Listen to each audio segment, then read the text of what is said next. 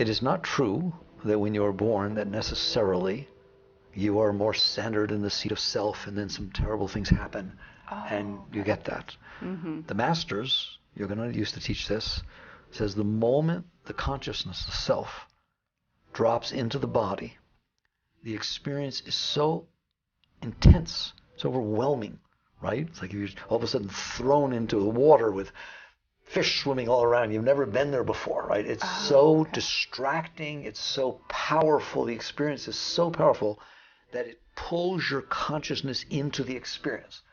So that happens immediately, all right? That you have become separate from who you are because you're busy paying attention to the object of consciousness instead of your seat of consciousness.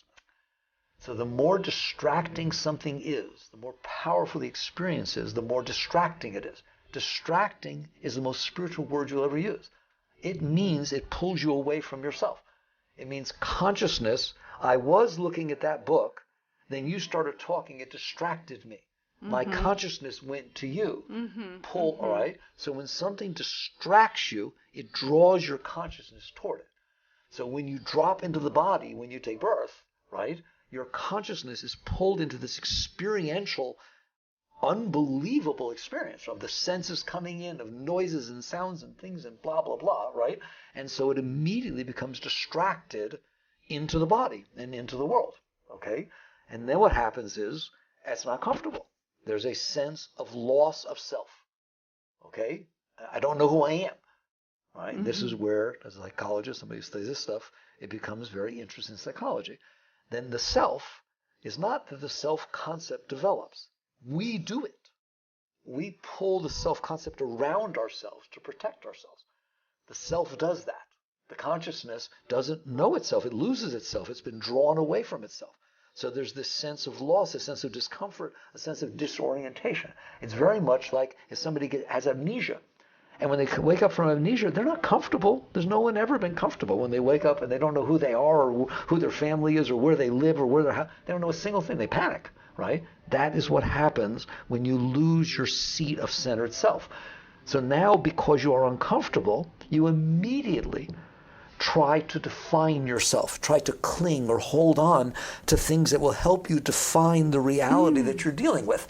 Right? To orient. Exactly. And that's where the self-concept comes from.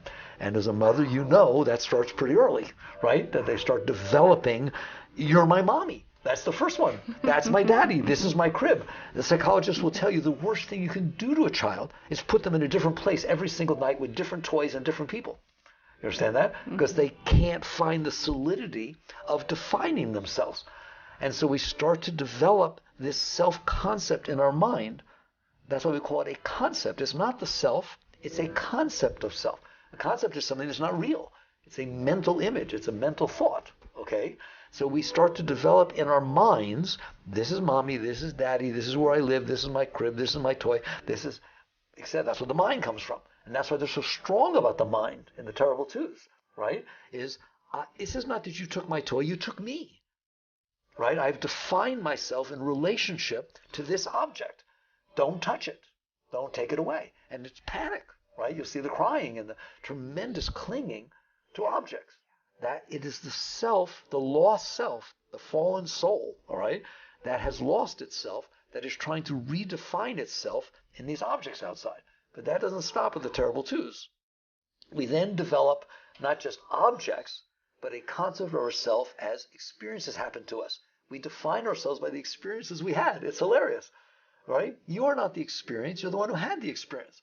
But if I play Dorothy in third grade Wizard of Oz, right, and I'm the big hero and I did a great job, that becomes part of my definition of who I am.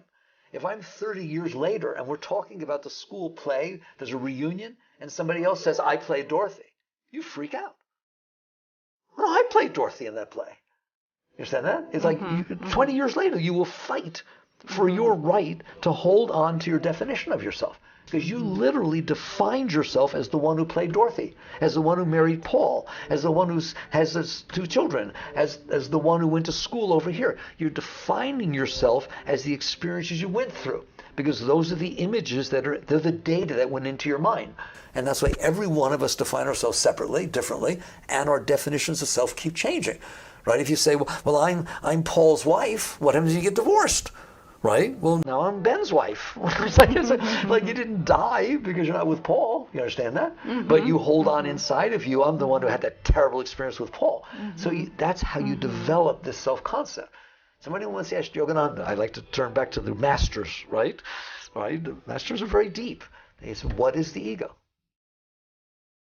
You heard what Freud said about it, right? They literally asked a master, an enlightened master, what is the ego? And he said, the masquerading self.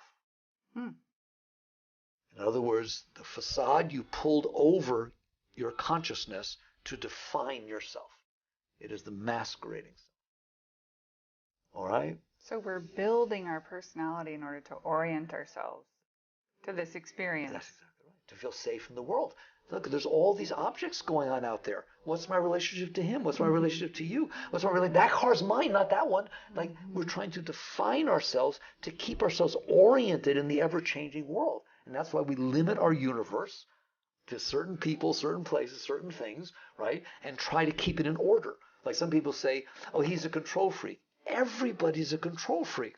Don't kid yourself. It's just somebody's a little more extreme than somebody else. You need things to be the way you think they are.